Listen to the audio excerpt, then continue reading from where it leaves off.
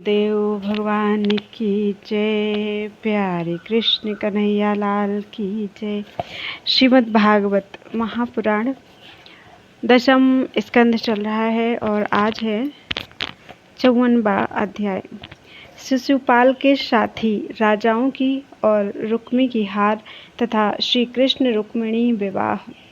श्री सुखदेव जी कहते हैं, परीक्षित, इस प्रकार कह सुनकर सबके सब राजा क्रोध से आग बबूला हो उठे और कवच पहनकर अपने अपने वाहनों पर सवार हो गए। अपनी अपनी सेना के साथ सब धनुष ले लेकर भगवान श्री कृष्ण के पीछे दौड़े। राजन, जब यदुवंशियों के सेनापतियों ने देखा कि शत्रुदल हम पर चढ़ा आ रहा है, तब उन्होंने भी अपने अपने धनुष का टंकार किया और घूमकर उनके सामने डट गए।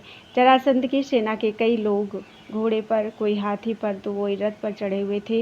वे सभी धनुर्वेद के बड़े मर्मज्ञ थे। वे यदुवंशियों पर इस प्रकार बाणों की वर्षा करने लगे मानो दल के दल बादल पहाड़ों पर मूसलाधार पानी बरसा रहे हों। परम सुंदरी रुक्मिणी जी ने देखा कि उनके पति श्री कृष्ण की सेना बाण वर्षा से ढक गई है। तब उन्होंने लज्जा के साथ भयभीत नेत्रों से भगवान श्री कृष्ण के मुख की ओर देखा। भगवान ने हंसकर कहा, सुंदरी, डरो मत। तुम्हारी सेना अभी तुम्हारे शत्रुओं की सेना को नष्ट किए डालती है। इधर गद और संकर्षण आदि यदुवंशी वीर अपने शत्रुओं का पराक्रम और अधिक ना सह सके। वे अपने बाणों से शत्रुओं के हाथी, घोड़े तथा रथों को छिन्न भिन्न करने लगे। उनके बाणों से रथ, घोड़े और हाथियों पर बैठे विपक्षी वीरों के कुंडल, किरीट और पगड़ियों से सुशोभित करोड़ों सिर, खड्ग, गदा और धनुष युक्त हाथ पहुँचे, जांघें और पैर कट कट कर पृथ्वी पर गिरने लगे। इसी प्रकार घोड़े, खच्चर, हाथी, ऊंट, गधे और मनुष्यों के सिर भी कट कट कर रणभूमि में लौटने लगे। अंत में विजय की सच्ची आकांक्षा वाले यदुवंशियों ने शत्रुओं की सेना तहस नहस कर डाली। जरासंध आदि सभी राजा युद्ध से पीठ दिखाकर भाग खड़े हुए। उधर शिशुपाल अपनी भावी पत्नी के छिन जाने के कारण मरणासन्न सा हो रहा था। ना तो उसके हृदय में उत्साह रह गया था और ना तो शरीर पर कांति। उसका मुंह सूख रहा था। उसके पास जाकर जरासंध कहने लगा, शिशुपाल जी, आप तो एक श्रेष्ठ पुरुष हैं। यह उदासी छोड़ दीजिए, क्योंकि राजन, कोई भी बात सर्वदा अपने मन के अनुकूल ही हो या प्रतिकूल ही हो, इस संबंध में कुछ स्थिरता किसी भी प्राणी के जीवन में नहीं देखी जाती। जैसे कठपुतली बाजीगर के इच्छा के अनुसार नाचती है, वैसे ही यह जीव भी भगवद इच्छा के अधीन रहकर सुख और दुख के संबंध में यथाशक्ति चेष्टा करता रहता है। देखिए, श्री कृष्ण ने मुझे 23 अक्षौहिणी सेनाओं के साथ 17 बार हरा दिया। मैंने केवल एक बार 18वीं बार उन पर विजय प्राप्त की। फिर भी इस बात को लेकर मैं ना तो कभी शोक करता हूँ और ना तो कभी हर्ष, क्योंकि मैं जानता हूँ कि प्रारब्ध के अनुसार काल भगवान ही इस चराचर जगत को झकझोरते रहते हैं। इसमें संदेह नहीं कि हम लोग बड़े बड़े वीर सेनापतियों के भी नायक हैं। फिर भी इस समय श्री कृष्ण के द्वारा सुरक्षित यदुवंशियों की थोड़ी सी सेना ने हमें हरा दिया है। इस बार हमारे शत्रुओं की ही जीत हुई, क्योंकि काल उन्हीं के अनुकूल था। जब काल हमारे दाहिने होगा, तब हम भी उन्हें जीत लेंगे। परीक्षित, जब मित्रों ने इस प्रकार समझाया, तब चेदीराज शिशुपाल अपने अनुयायियों के साथ अपनी राजधानी को लौट गया और उसके मित्र राजा भी, जो मरने से बचे थे, अपने अपने नगरों को चले गए।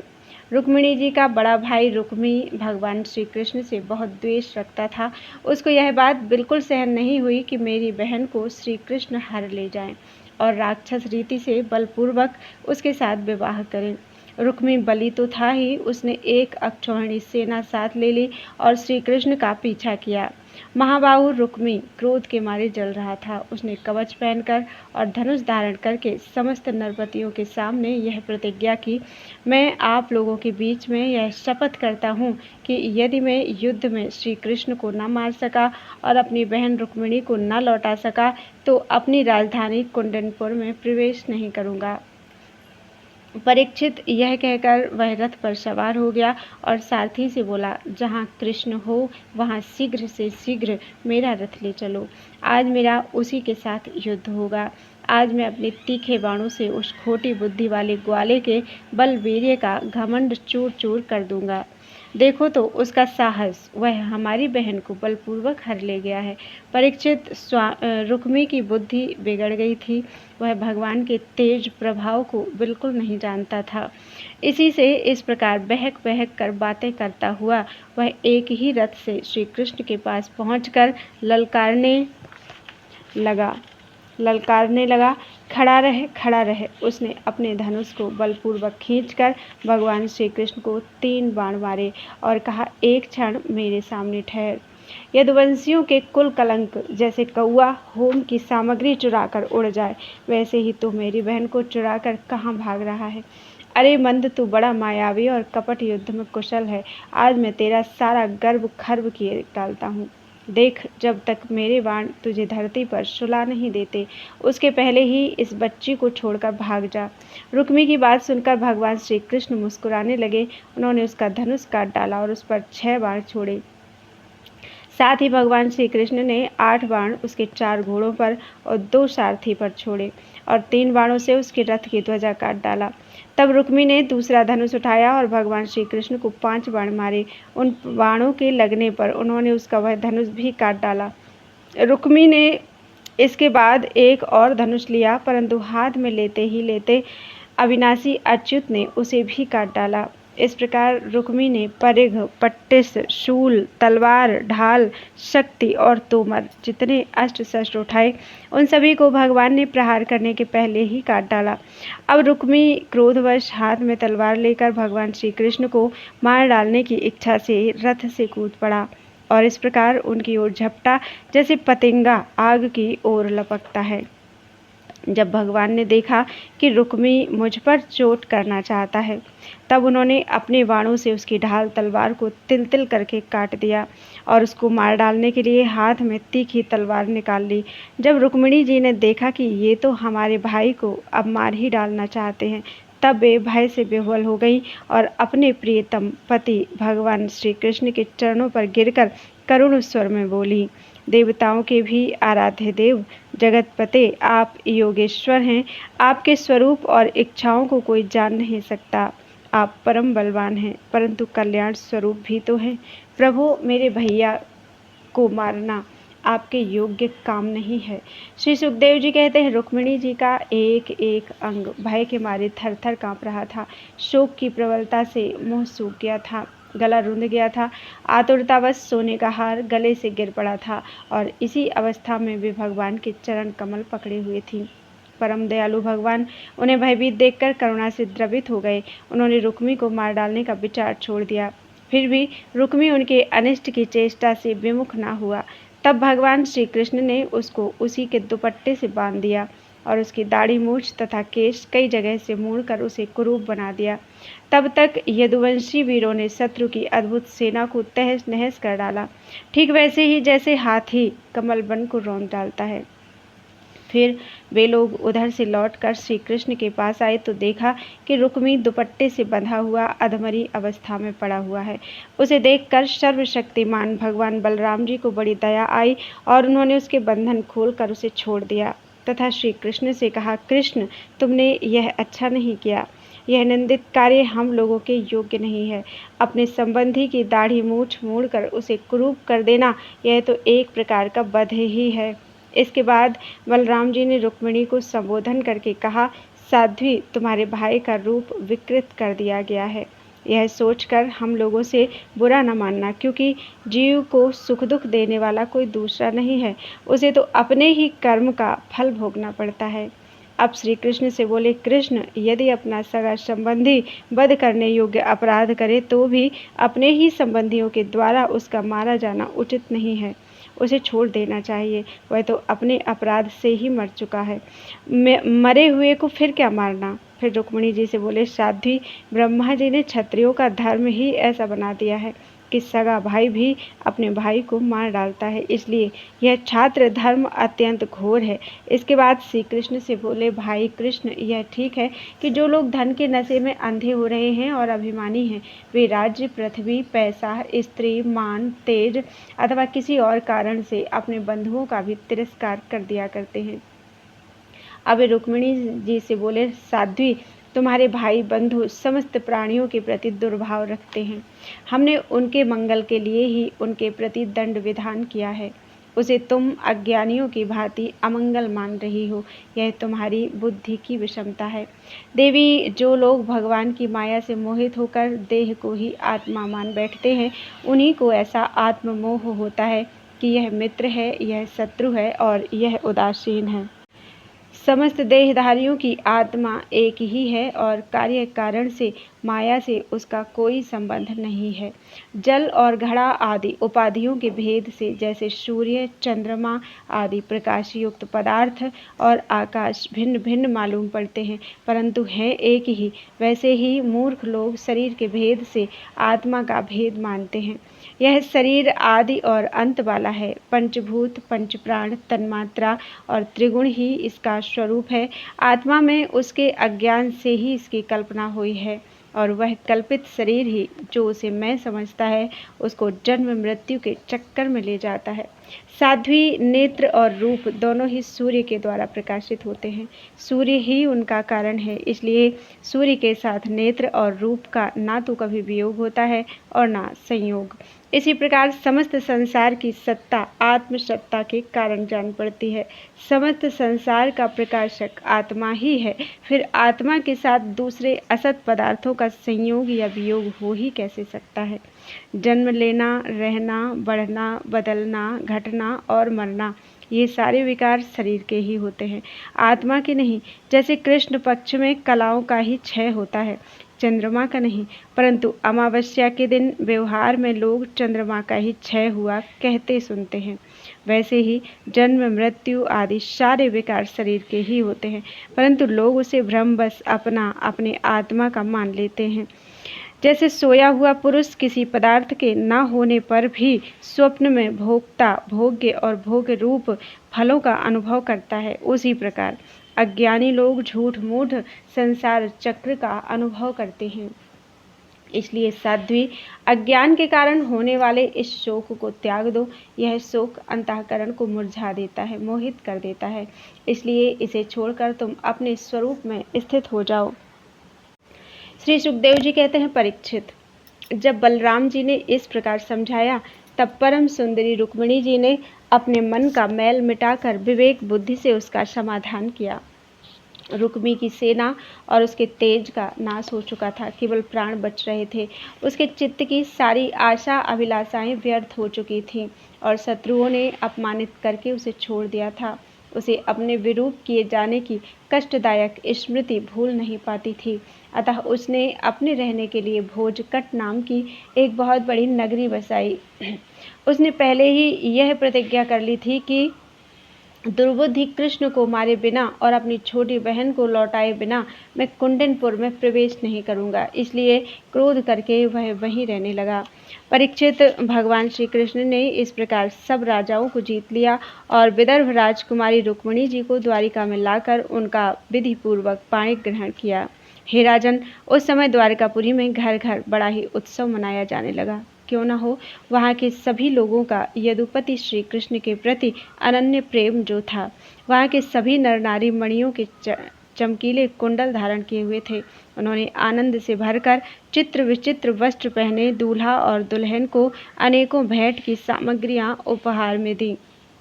उस समय द्वारिका की अपूर्व शोभा हो रही थी। कहीं बड़ी बड़ी पताकाएं बहुत ऊंचे तक फहरा रही थीं। चित्र विचित्र मालाएं, वस्त्र और रत्नों के तोरण बंधे हुए थे। द्वार द्वार पर दूब, खील आदि मंगल की वस्तुएं सजाई हुई थीं।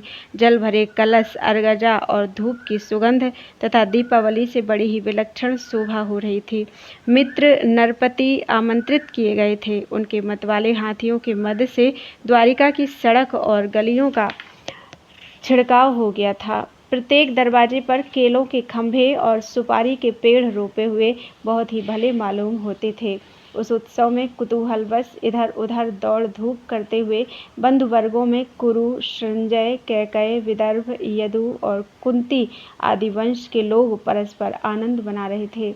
जहाँ तहाँ रुक्मिणी हरण की ही गाथा गाई जाने लगी।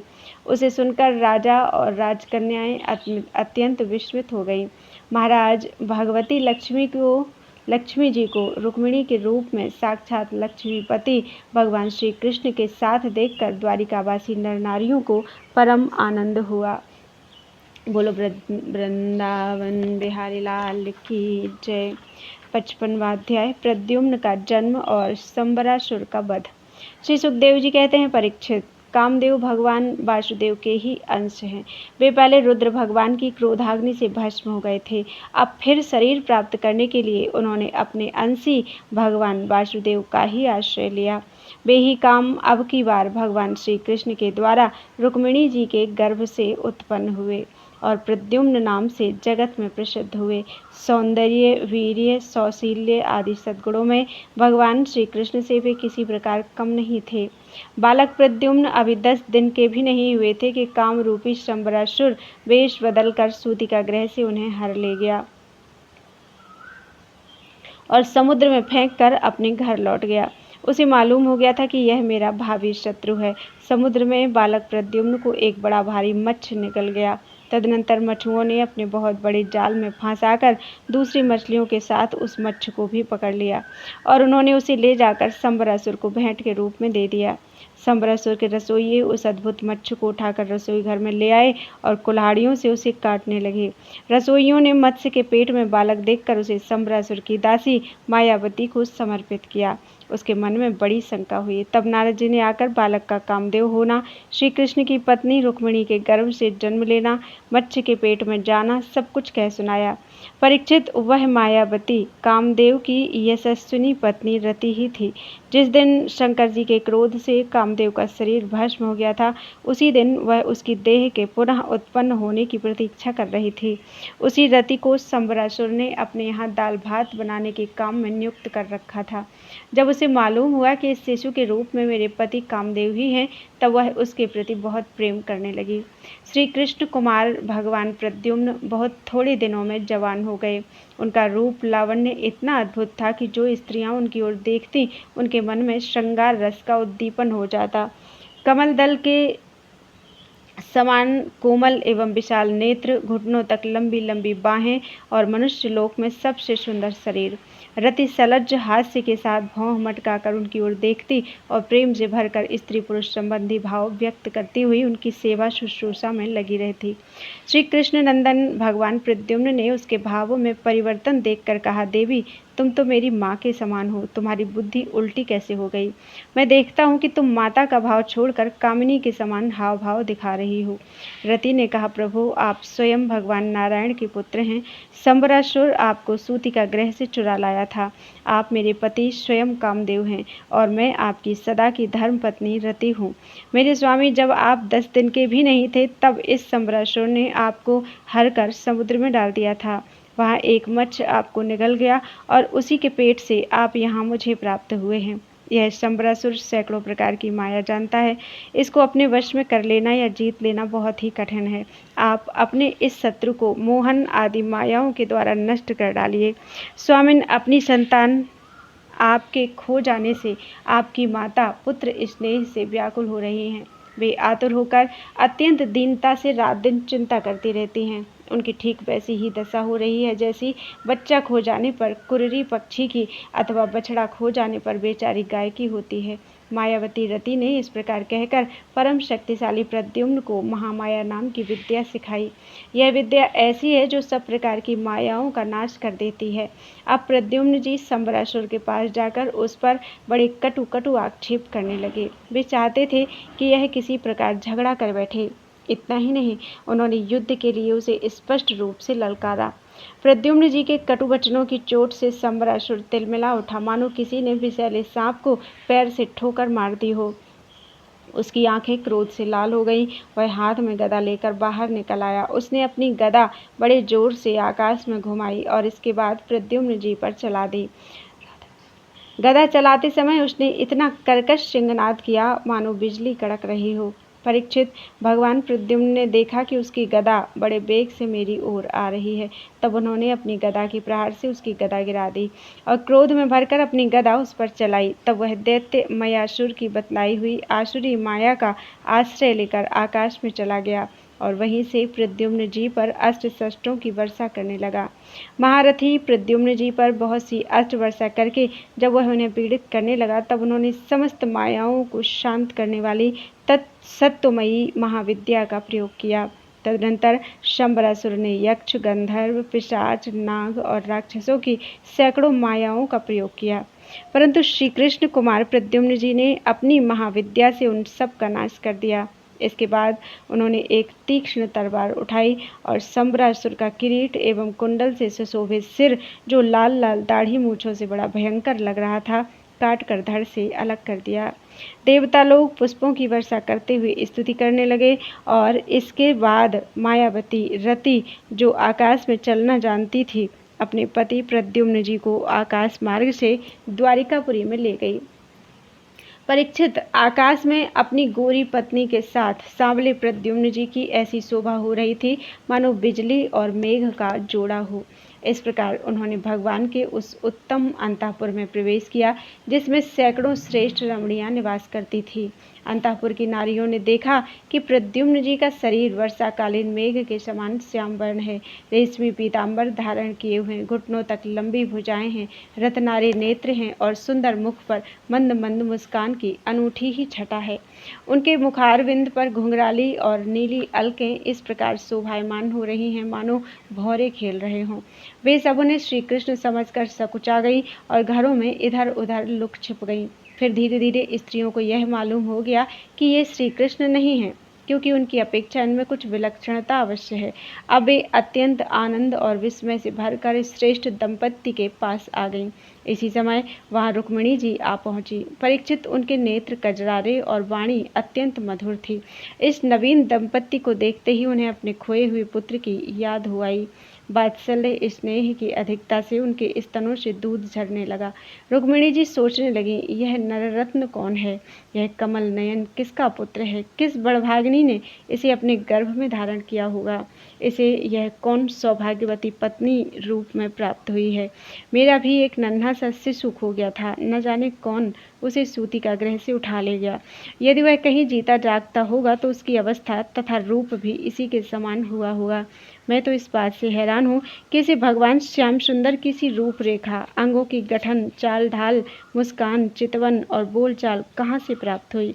हो न हो यह वही बालक है जिसे मैंने अपने गर्भ में धारण किया था, क्योंकि स्वभाव से ही मेरा स्नेह इसके प्रति उमड़ रहा है और मेरी बाईं बाँह भी फड़क रही है। जिस समय रुक्मिणी जी इस प्रकार सोच विचार कर रही थी, निश्चय और संदेह के झूले में झूल रही थी, उसी समय पवित्र कीर्ति भगवान श्री कृष्ण अपने माता पिता देवकी वसुदेव जी के साथ वहां पधारे।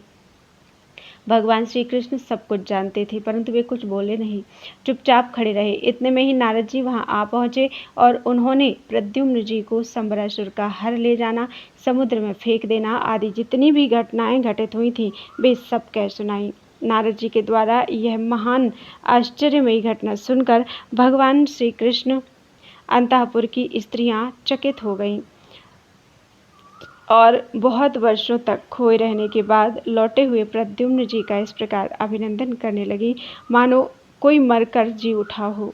देवकी जी, वसुदेव जी, भगवान श्री कृष्ण, बलराम जी, रुक्मिणी जी और स्त्रियां सब उस नव दंपत्ति को हृदय से लगाकर बहुत ही आनंदित हुए। जब द्वारिकावासी नर नारियों को यह मालूम हुआ कि खोए हुए प्रद्युम्न जी लौट आए हैं, तब वे परस्पर कहने लगे, अहो कैसे सौभाग्य की बात है कि यह बालक मानो मरकर फिर लौट आया है। परीक्षित, प्रद्युम्न जी का रंग रूप भगवान श्री कृष्ण से इतना मिलता जुलता था कि उन्हें देखकर उनकी माताएं भी उन्हें अपना पतिदेव श्री कृष्ण समझकर मधुर भाव में मग्न हो जाती थीं और उनके सामने से हटकर एकांत में चली जाती थीं। श्री निकेतन भगवान के प्रतिबिंब स्वरूप कामावतार भगवान प्रद्युम्न के दिख जाने पर ऐसा होना कोई आश्चर्य की बात नहीं है। फिर उन्हें देखकर दूसरी स्त्रियों की विचित्र दशा हो जाती थी, इसमें तो कहना ही क्या है। बोलो वृंदावन बिहारी लाल की जय। त्वदीयं वस्तु गोविंदम तुभ्यमेव समर्पितम्।